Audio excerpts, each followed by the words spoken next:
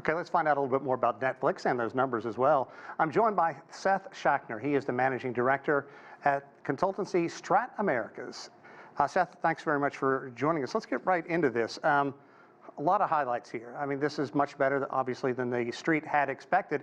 I find it kind of interesting, though, considering much of the world has been locked down for the past 2 years. You'd think people home streaming, it would do well. Was it competition that had affected it in the past, and what do you think leads to this bounce today? Sure. And the broad picture is that they've actually been struggling and subscriber growth has been slowing down. And this is kind of a relief to see it. But there's an overwhelming amount of competition and offerings in the streaming market where, Netflix is clearly king, if you will. And, Disney and HBO and others like Hulu are out there. And there's a raft of others. But there's probably just too many choices out there. So you could always ask yourself, how many do I need? So for sure, there's competition just on the aggregate level, but there's also been a lot of content competition, if you will. So every one of these major streaming services, and even some of the studio-backed ones here in LA, are trying to build blockbusters and tentpoles. So for sure, that's the biggest factor. Yeah, I've seen some great ones coming out on some like Paramount Plus, things like that. But what do you think this tells us today about where the company was headed, picking up on what John Terrett talked about? Do you think the management at Netflix really has this company now going in the right direction? Yeah, I think on a strategic level, it's moving in the right direction. There's been a kind of a quiet explosion of what's called ad-supported or fast TV, which is advertising-supported free options, and this is a low-priced one. So they're adding another engine to their business model. You also mentioned password sharing, which is something where I think they can incrementally pick up subscribers and revenue. And, there's just a bunch of other stuff. They're going to watch the amount they spend and how they spend it as well intelligently. So this is a super intelligent company with lots of subscriber data.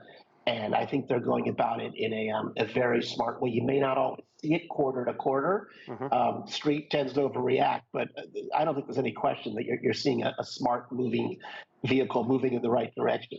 Let's talk about some of the changes, if you will, in the business model. For example, ad-supported tier and releasing viewer numbers. What do you think that does for the company?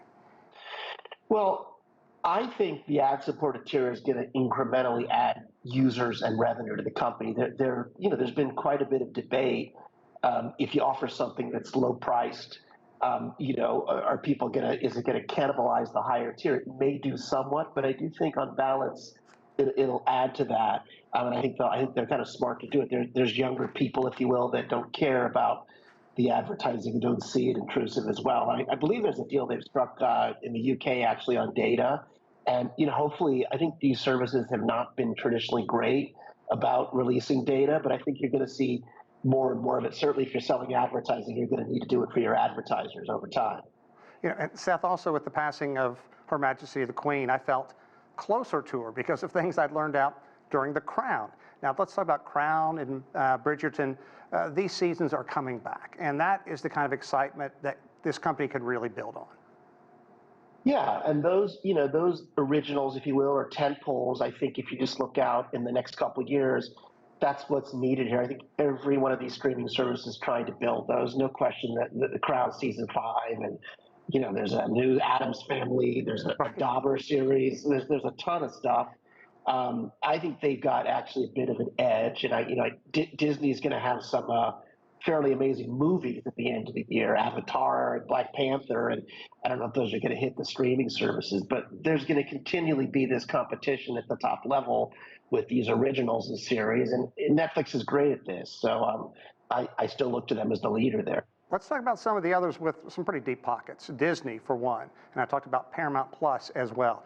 What is it going to take for Netflix to continue, as you talked about, being kind of the behemoth in this right now in terms of streaming services? But to me, it's still going to be about these tentpole type original products. It could be another Squid Game, if you will. It could be the next Crown or Bridgerton.